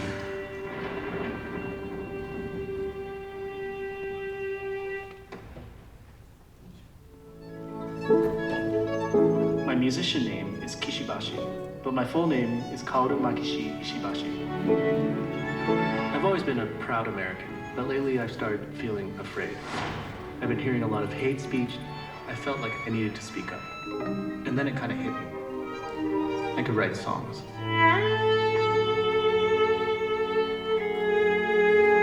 The United States of America was suddenly attacked by the Empire of Japan. During World War II, the US government rounded up 120,000 people of Japanese ancestry and put them in concentration camps. I wanted to see what had actually happened back then. I was only a little kid, 4 years old. As we pulled out, I can remember my father saying goodbye. Forced removals, family separation, and mass incarcerations. When will we stop repeating history?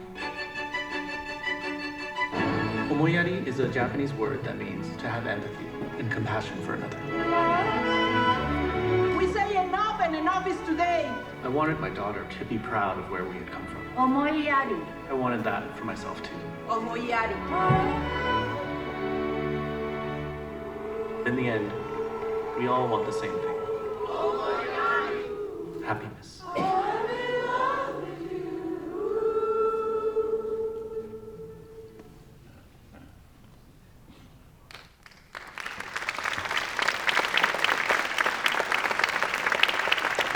Absolutely, here we go. Absolutely incredible showcase of filmmakers and work. Definitely recommend if you can see it. Films of Remembrance, once again, will take place over the next 2 days. Over 2 days, Saturday, February 24th, that's next Saturday here at AMC Kabuki 8. Sunday, February 25th at the San Jose Buddhist Church. So moving on, the candlelight ceremony honors all who were unjustly incarcerated in American concentration camps that happened during World War II. There are a total of 11 candles on the candelabra as they bring it out here onto the stage. 10 for each of the War Relocations Administration camps, the 11th representing the Department of Justice camps. The co-MCs of the candle lighting ceremony are Hiro Anglin and Alicia Suyako Tan. Born and raised here in the Bay Area, Hiro is a Shin Nisei with African-American ancestry. Hiro serves as president of the Nikkei Student Union at San Francisco State University. He also gained valuable experience in Nikkei culture as part of the 2023 Nikkei Community Internship Program. Now in his 4th year at SFSU, pursuing a major in psychology and a minor in counseling, Hiro aspires to enter the field of clinical counseling. Alicia is a Japanese Chinese American from Orange County. She is a media studies major and creative writing minor studying at UC Berkeley. Alicia is a Gosei, whose late maternal grandfather was incarcerated at Jerome and whose surviving maternal grandmother was born at Poston. She now commits herself to learning more about her Japanese heritage through creative and journalistic writing. Please welcome to the stage Hiro and Alicia.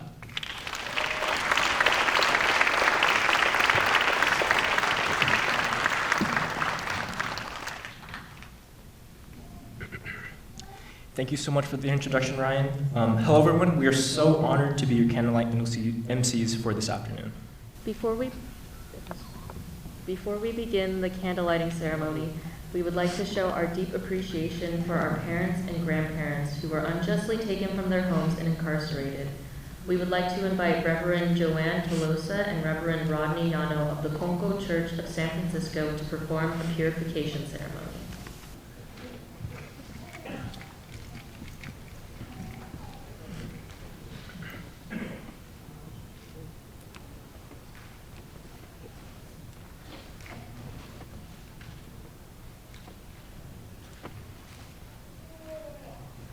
Good afternoon, everyone. Thank you all for being here for this year's Bay Area Day of Remembrance. Officially, the anniversary will be on Monday, February 19th. Let us join our hearts in prayer by first bowing, and then humbly and sincerely clapping our hands together 4 times. And then bowing again. As we receive this purification blessing for the candlelighting ceremony today, let us cleanse our hearts and minds of negative thoughts and emotions.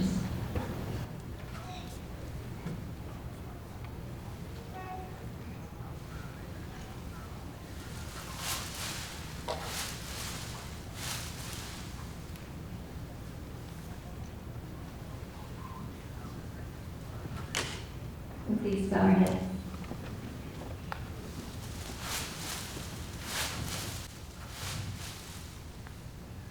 Thank you. We are grateful to our source of life, the divine parent of the universe, known by many other sacred names. We are grateful to the pioneers interned during World War II, who are still in their physical form. And we are also grateful for those who had already transitioned to their spiritual form, for their ongoing protection and guidance for us and all the generations to come. And we pray for their eternal peace and happiness, and we also pray for their support for us to carry the light of justice and finding our way home and promoting peace throughout the world. Thank you. Let us end with 4 sincere claps together.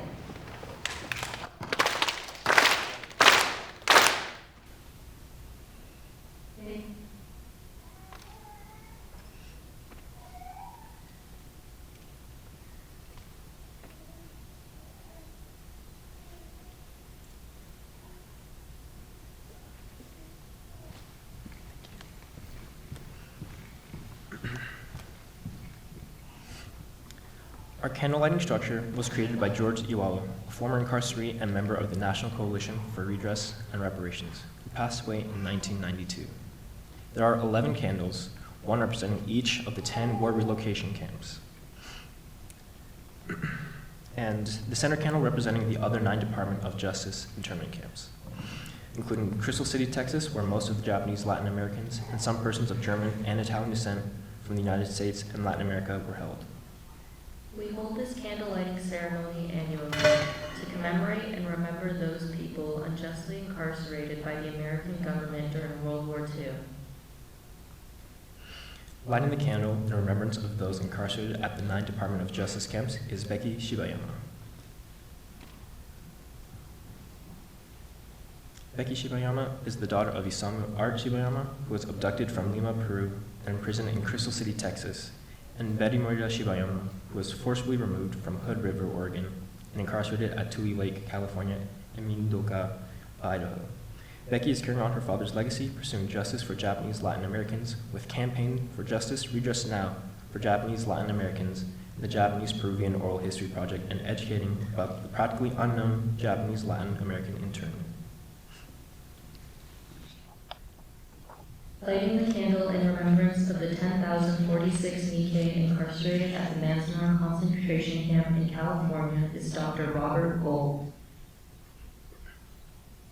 Dr. Robert M. Gold is an adjunct assistant professor in the Department of Obstetrics, Gynecology, and Reproductive Services or Sciences at the University of California, San Francisco School of Medicine, where he works as a collaborator with the Program on Reproductive Health and the Environment. Dr. Gold serves as North American Vice President of the International Physicians for the Prevention of Nuclear War, recipient of the 1985 Nobel Peace Prize, and over the last 40 years has co-authored numerous policies opposed to militarism and nuclear weapons adopted as APHA policy. Lighting the candle in remembrance of the 9,397 Nikkei incarcerated at the Mindoka concentration camp in Idaho is Lauren Mayano, representing her father, Arthur Mayano. Arthur Shigeru Mayano is an artist who grew up in Seattle. As a young teen, he saw his father taken away by the FBI and was then imprisoned at the Mindoka with his mother and siblings.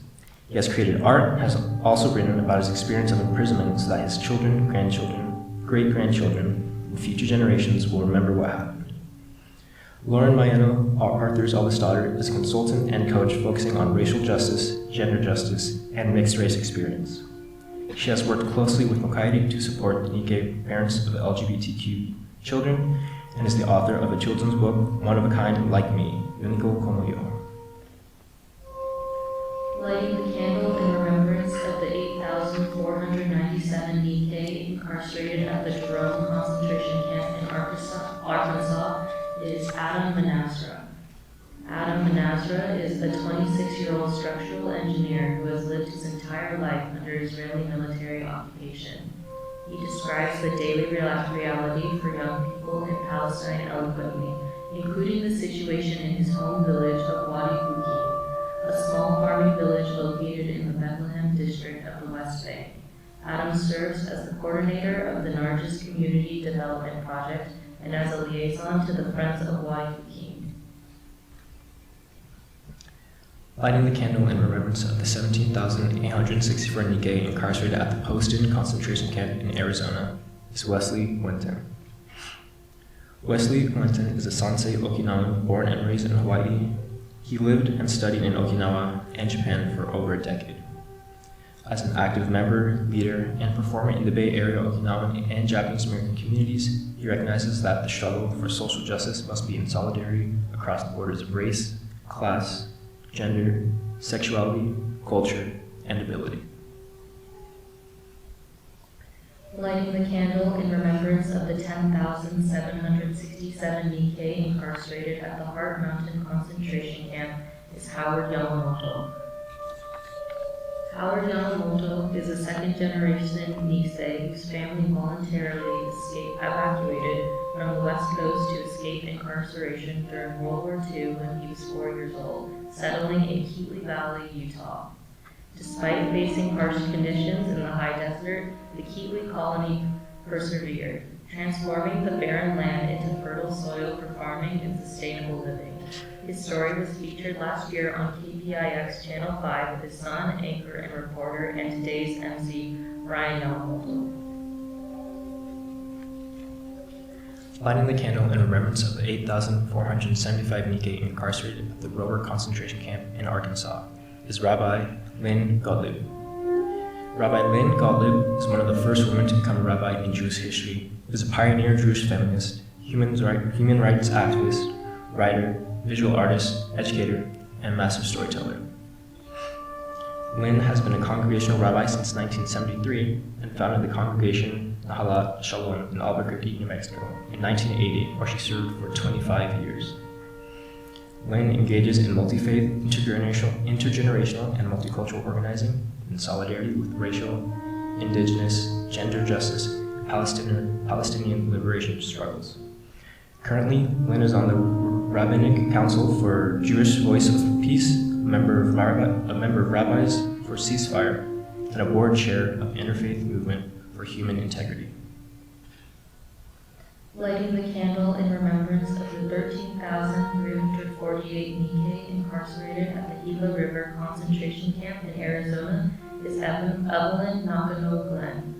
Evelyn Nakano Glenn, Professor Emeritus and Founding Director of the Center for Race and Gender at UC Berkeley, is renowned for her work on race, gender, and class dynamics, particularly within the realms of family, labor, and citizenship. She and her family were incarcerated in Gila River and Heart Mountain concentration camps. Her notable books include Forced to Care, Unequal Freedom, Issei Nisei War Bride, Shades of Difference, and Mothering.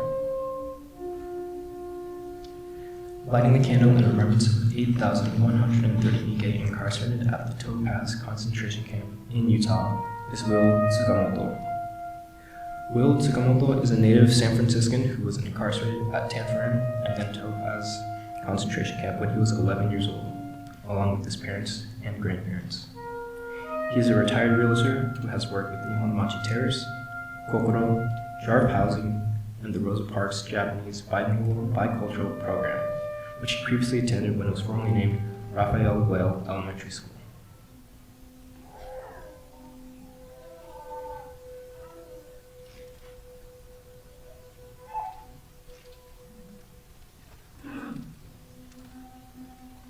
Lighting the candle in remembrance of the 7,318 Nikkei who were incarcerated at the Amachi concentration camp in Colorado is Reverend Elaine Donlin.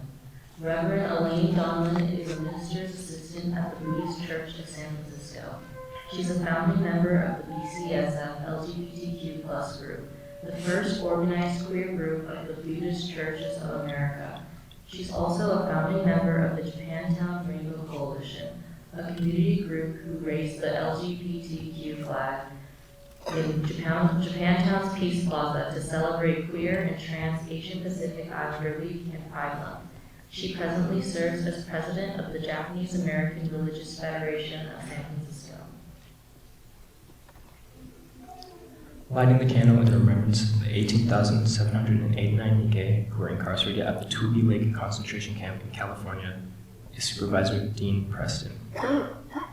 Dean Preston is San Francisco Board of Supervisor for District 5, proudly representing Japantown. Elected in November 2019 and re-elected in 2020, Dean has protected tenants from pandemic-related evictions, secured rent relief funds for tenants and small business owners, advocated for funding to renovate the Japantown Peace Plaza, and led efforts to restore critical Muni lines, including Japantown bus routes. More recently, Dean has led efforts at the Board of Supervisors to call for a sustained ceasefire in Gaza, release of all hostages, and condemning anti-Semitic, anti-Palestinian, and Islamophobic rhetoric and attacks. To honor the courage and perseverance of the 120,313 people unjustly incarcerated by the United States government during World War II, and in memory of those who experienced violations of their civil and human rights, let us now observe a moment of silence.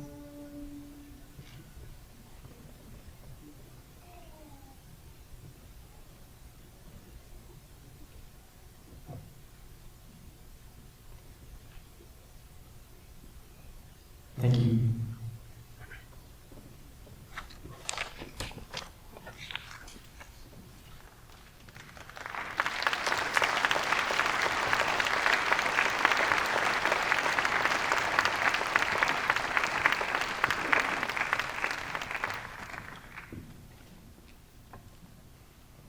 Thank you, Alicia and Hiro, for co-emceeing with me today, and also thank you to our candle lighters and sharing in this very powerful moment as we look at the candle opera here. A few announcements that we'd like to go through real quickly. The Bay Area Day of Remembrance is a co-sponsor of the Interfaith Vigil of Compassion and Solidarity, which will be held next Wednesday, February 21st from 12 to 1:15 p.m. This will happen at the Wilma Chan Park, 810 Jackson Street in Oakland. We invite you to join us as we commemorate the 82nd anniversary of the Executive Order 9066, while also being in solidarity with those in Palestine and at the southern border. Also, Alternative Facts, The Lies of Executive Order 9066 is the latest film by JCYC Executive Director and filmmaker John Osaki. The one-hour documentary examines the false information and political influences that led to the incarceration of Japanese Americans during World War II. There will also be a screening on Wednesday, February 28th at 6:30 at the Presidio Theater in San Francisco. After the screening, there will be a panel discussion with John, Don Tataki, Karen Korematsu. Tickets are available from the Presidio Theater box office. And moving on, I'd like to call up Casey Mukai and Jeffrey Matsuoka on the Day of Remembrance Committee for today's calls to action.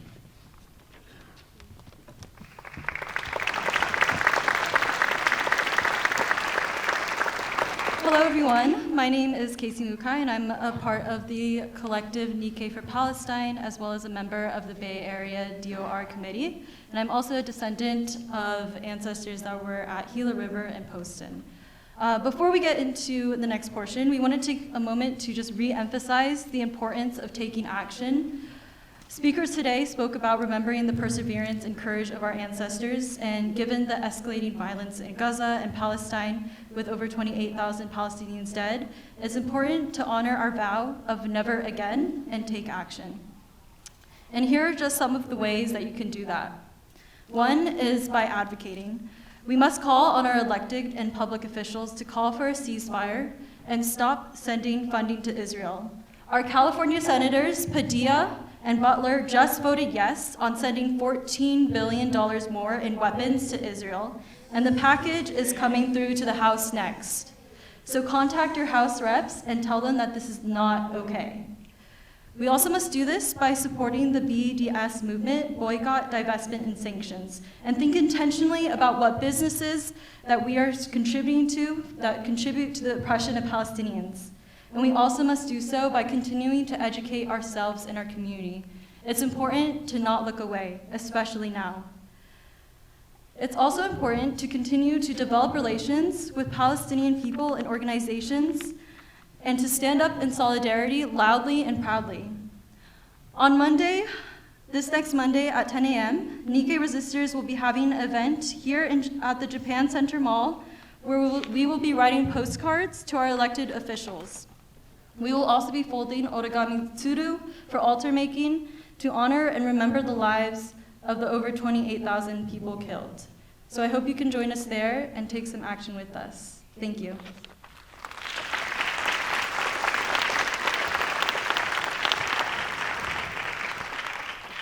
Hello everyone, my name is Jeff Matsuoka and I'm the chairman of the DOR Organizing Committee. And I'm here to speak about Black reparations. As you remember, at last year's Day of Remembrance, our keynote speaker, Don Tamaki, spoke about the importance of our community's continued support for African American reparations. So here is an update on the actions that have been happening at the state, city, and national level. So based on the recommendations of the State Commission that Don Tamaki sat on, there are 15 pieces of legislation in the state legislature that have been introduced. Here are some select examples. We have AB 1929 to fund a competitive grant program for STEM-related high school programs for African American descendants.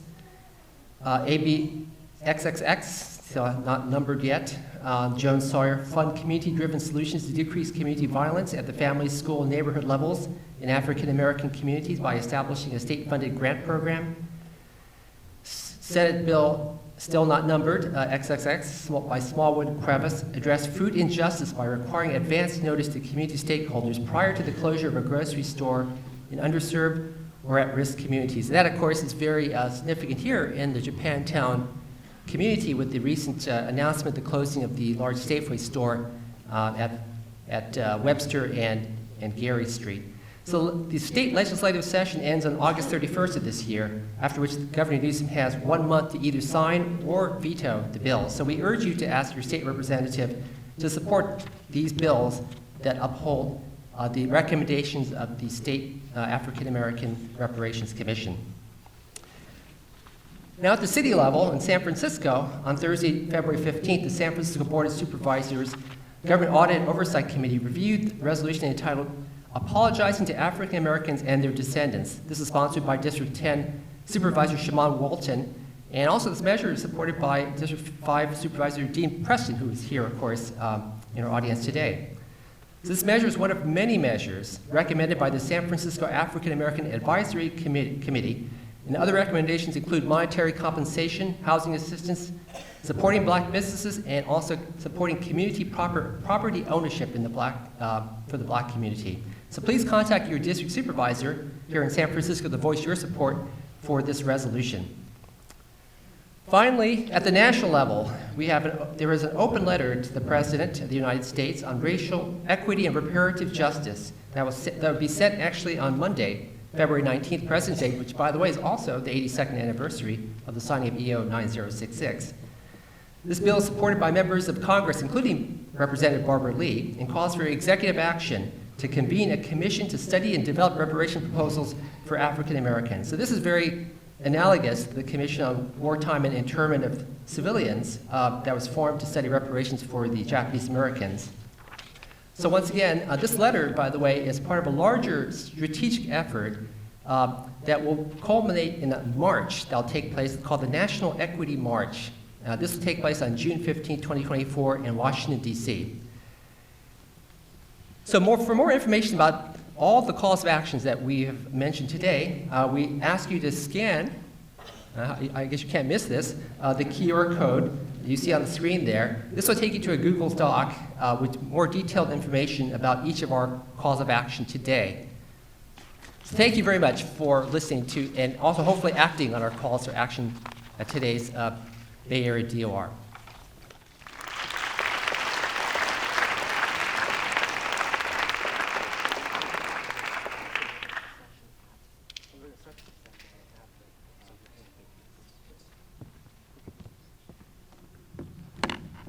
Thank you, Jeffrey. Thank you, Casey. So we are kind of running into a bit of a time crunch because this is an actual theater. There's a movie that's supposed to play at 4:30.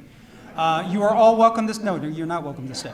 I think it's Barbary, or I don't know what it is. But regardless, normally at this time, what we would do is we would bring up the clergy to do a benediction and reflection, but we are going to do that, if that's okay, at the JCCNC.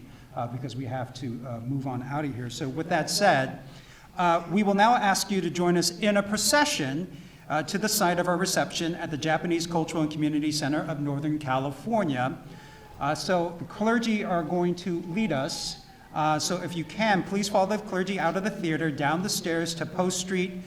Each of you will be offered a candle of remembrance and follow the clergy to the JCCCNC. The Boy Scouts of Troop 58 will assist you as you cross the street to center, and there is also a map of the procession route on the last page of the program. In the meantime, thank you very much for this Day of Remembrance, and let us not forget, my name is Ryan Yamamoto. Thank you very much for having me.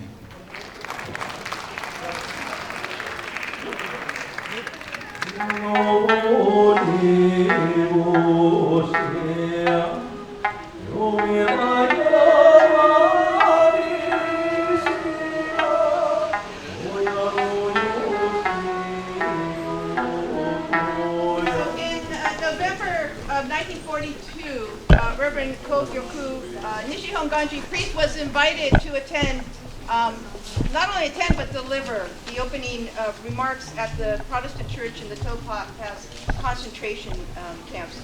The interfaith cooperation in World War II camps emerged organically as co-religionists attempted to work together to better the conditions for the camp populations.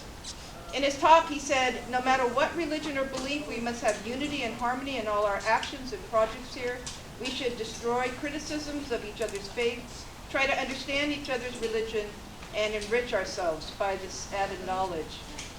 The religious leaders in these camps modeled how to live a life of dignity, respect, and compassion, all the while holding different religious points of view in extremely arduous conditions. May we uphold these praiseworthy values, finding hope and inspiration in them. And may we continue to come together to respond with compassionate support for those dearly in need of it, carrying and sharing the light of justice for all. It is impossible as a human being not to be affected by the depraved killing of innocents and the mass destruction of Gaza. by the government of Israel. We cannot be ignorant or in denial in the state of visible and invisible interconnectedness. The historical Buddha wisely said, hatred is never appeased by hatred, but by non-hatred alone is hatred appeased. This is the eternal law. May all beings be allowed to live without fear of having their lives taken away. May all beings be cared for, listened to, understood, acknowledged, despite different views. With a boundless heart, may we cherish all living beings, radiating loving kindness and compassion throughout the world. Namo Amida Butsu. Namo Amida Butsu.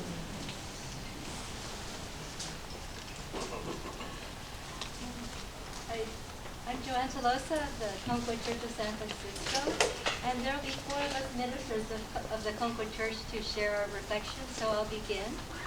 So here at the Bay Area's annual Day of Remembrance, as we reflect today on the grave injustice of Executive Order 9066, let us express our deep gratitude for the gaman, perseverance, courage, strength, and positivity of the 120,000 plus individuals of Japanese descent in the U.S., Hawaii, Territory, and Peru, interned during World War II, and pray for the eternal peace and happiness of the majority of them who have already transitioned to their spiritual form.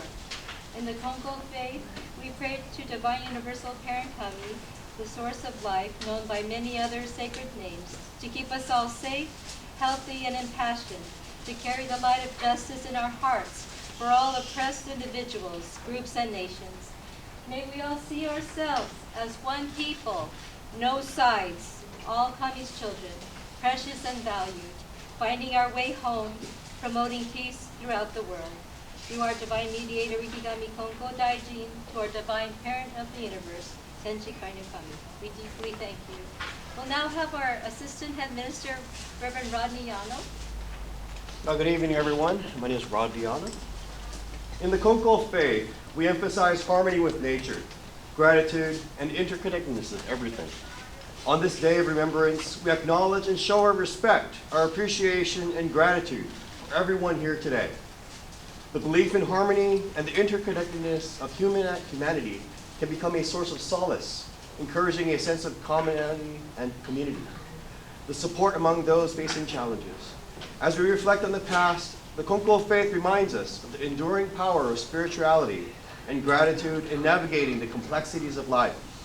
Let it inspire us to cultivate compassion, understanding, and a harmonious coexistence as we honor today's Day of Remembrance. Thank you.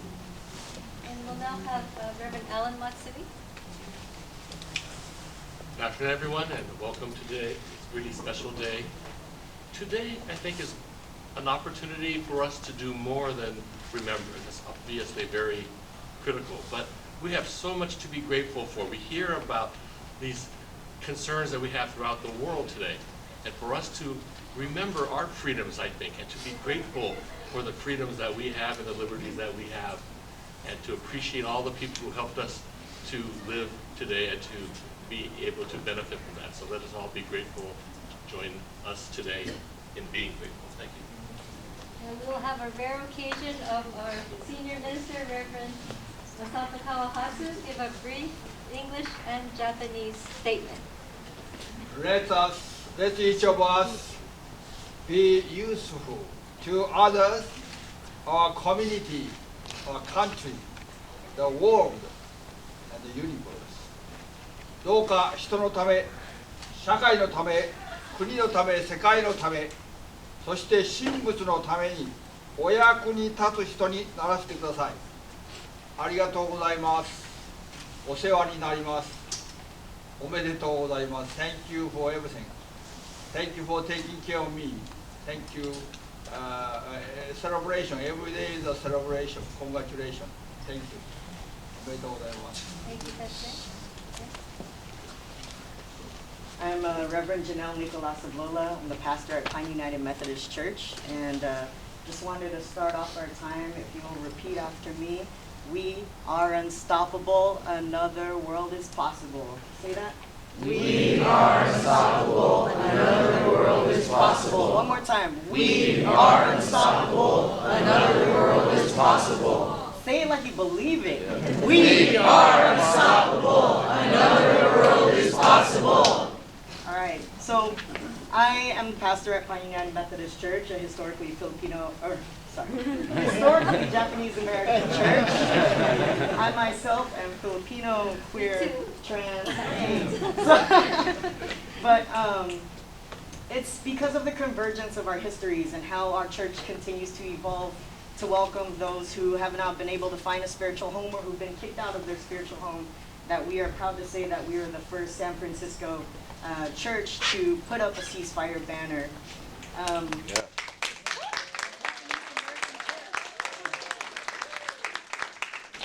because of that, I'm also well aware of how Christianity has had a role in colonization and in the role of expansion and expanding empire across the world. Historically, our faith has been distorted to colonize, to plunder the earth, and enact genocide of indigenous people, women, queer, trans, spiritual leadership, and healers, to erase the histories, culture, and ways of being in the name of so-called civilization. On this day when we are called to remember, we remember how remembering is an act of resistance. We are accountable to living into our true spiritual inheritance, especially us Christians, people of faith, as our inheritance in following a Jewish man, a refugee, an immigrant in Palestine who made less than a day laborer of his time, Jesus, who, rooted in his tradition, pushed for a new way of being and pushed for the end of empire. We are called to oppose the ways Christianity has been used to justify colonization and to uphold empire. And I also need to say, how dare Netanyahu quote the Bible to justify genocide? How dare anyone quote the Bible to justify genocide and violence upon any oppressed peoples? Christians are called to think critically and to build relationships with the oppressed and the silenced. And it's through this building of relationship that we're able to discern the truth as a means of finding a path towards right relationship with each other and a just and lasting peace towards our collective liberation. And so with these words and with all of this, I invite you to say that chant we said in the beginning: we are unstoppable, another world is possible. We are unstoppable, another world is possible. We are unstoppable, another world is possible. All right, so don't be afraid. Join the struggle. Go forth in blessing. Amen. So I've been asked to give the blessing to the food that we are about to partake, but let us be with one another, enjoy this time of fellowship, knowing that we together are unstoppable, and together we can work for a world that is possible. And so let us go in peace and love, looking to our divine Creator who made us and loves us and sends us forth to do the work of justice in the world around us. Amen. So, just one more? Or? One more, yes, okay. please. Thumbs up. We're all doing that 3-minute email, Oh, right? yeah. You're asking a Muslim teacher to talk about Palestine in 3 minutes is like, it's a defeat. But I wrote it down just to make sure I stay in the 3-minute timeline. My name is Kashif Abdullah. I am the school head at the San Francisco Islamic School. I'm also a board member for the San Francisco Interfaith Council. I wanted to thank the chairperson, the board, for inviting us here to take part in the Day of Remembrance. This was amazing.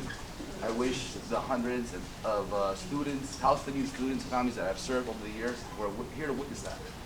Because many times their voices, their cries, they go unheard. And to have this platform, to give them a platform for them to speak, and I'm speaking on their behalf today, it was just heartfelt. And I'll relay this message to them that you came into solidarity, and historically, you've stood with Muslims during all the tough times. And I want to thank all the communities, African American communities, our Native American communities, our Jewish communities, all faith or no faith, gender, for standing up against oppression no matter where, and who. And this is the most important. As a Muslim, we follow two things. We follow the Quran, and we follow the sayings of the Prophet. One saying was, when you see an injustice, try to change it with your hand. You do something about it. And if you can't do that, speak out against it. Use your voice. And if you can't do that, then feel bad about it in your heart, and that's the least of faith. So today you guys are speaking out, and you guys are giving us an opportunity to say something. This has not been going on since October 7th. I've been helping families my whole life as an educator. It's been going on for 100 years. When Japanese Americans were in concentration camps, this was happening 20 years before that. So we're here, and it's amazing. I feel very uncomfortable. Really, I do. It's the first time that I've been given the platform in a non-Arab Muslim community to speak about Palestine. Because it's always, well, it's complicated. Who said that? It's complicated. And when you look at the numbers, it's not so complicated. 20,000 killed, mostly women and children. 80% displaced. 70% of the infrastructure damaged. And then you have Gaza at the highest percentage of food insecurity in the whole world right now. The whole world right now. And according to the United Nations, as Sister Dr. Bob mentioned, this is textbook definition of genocide. And the Gazans are awaiting starvation. So, I know Palestinians, regardless of the stats, Palestinians remain steadfast no matter what. Palestinian spirit is unbroken. And if you ask any Palestinian in Gaza, Christian or non-Christian, and you ask them how they're doing, you know what they will say? They will say, Alhamdulillah, praise be to God. That's what it is. Even if they lost their child, or if they lost their parents. No matter what age, they will say, Alhamdulillah. So they continue to resist because they know one day that they will be free too. No more killing, no more oppression, no more humiliation. Life as we live here is possible in Palestine. I'm going to leave you with one very short, we had Palestine Week at our school. Tried to deal with the trauma. So we give presentations, speeches every month. And this month's theme was about Palestine. And there's a poem, it's called If Masjid al-Aqsa Could Speak, written by Ismail ibn Nazir Satya. It was edited by our student, our 8th grade student, Javelin Beck. And it goes something like this. If you're Christian, replace Allah with God or Christ. If you are Muslim with Christians, just kind of reverse it. Or if you've been in a community where your community was oppressed or your place of worship was destroyed, put yourself in the shoes. So Masjid al-Aqsa is the golden dome of Jerusalem. You guys know that? It's sacred to Jerusalem, sacred to the three faiths. If Masjid al-Aqsa could speak, I want to hear the name of Allah. My Lord, free me from this calamity and disaster. I no longer have the patience. The time is now. Please, I beg you all, march and roll the drum. If Masjid al-Aqsa could speak, it would say to the Muslim rulers, come and liberate me. Otherwise, don't you dare resent me. O Muslims, why can't you feel my pain? Don't you see the bombs and rockets that daily rain? If Masjid al-Aqsa could speak, it would say, where's Nuruddin? Where's Salahuddin? Nowhere to be found, nowhere to be seen. Free me, O Ummah. I am shackled and tired. You say you're 1 billion, but I feel you have spiritually died. I shall return to the Muslims one day. This has been prophesied, but it's not hearsay. Free Palestine. Thank you.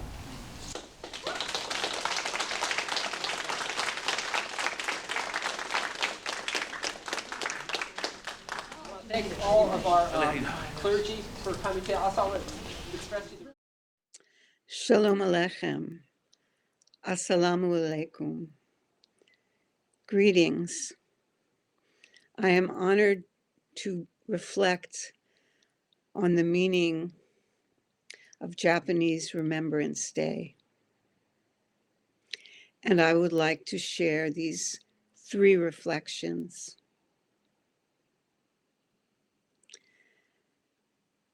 When we define each other as enemies, we violate the sacred trust in all our traditions, which asks us to value each human being as sacred across all walls, borders, and bars. If we are all sacred, then we place our trust in saving life, and in learning how to live well together, which our traditions can guide us. Secondly, when we have isolated a group of people and on account of identity or belief or nationality or religious affiliation or ethnic origin, when we have placed people in a caste system of identity and isolated them and harmed them, we destroy the continuity of life and we harm each other because we are all bound together in a single web of life. And although there are many pathways, we are bound together. And so we owe repair, a period of repair for the trauma and loss caused when we harm each other. And thirdly, this Remembrance Day lifted up the people of Palestine. I am so grateful for that because Palestinians are facing genocide, the weaponization of hunger and thirst, the mass destruction of cultural sites and heritage, homes, mosques, churches, and histories, the eradication and extermination of entire families, the loss of everything.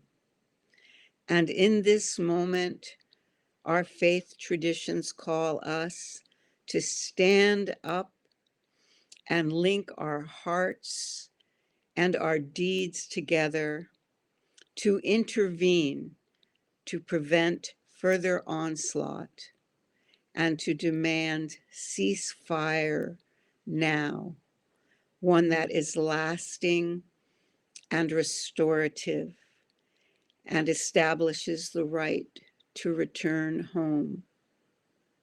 I am so grateful to share these words, which weigh heavily on my heart, and to honor the Japanese community and to bow deep bows of gratitude for the contribution and wisdom and life stories and histories that are part of the beautiful web of communities on Turtle Island.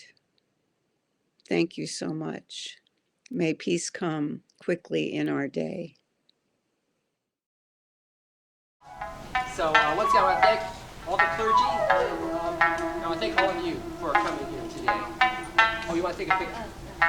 Let's do it over here so people could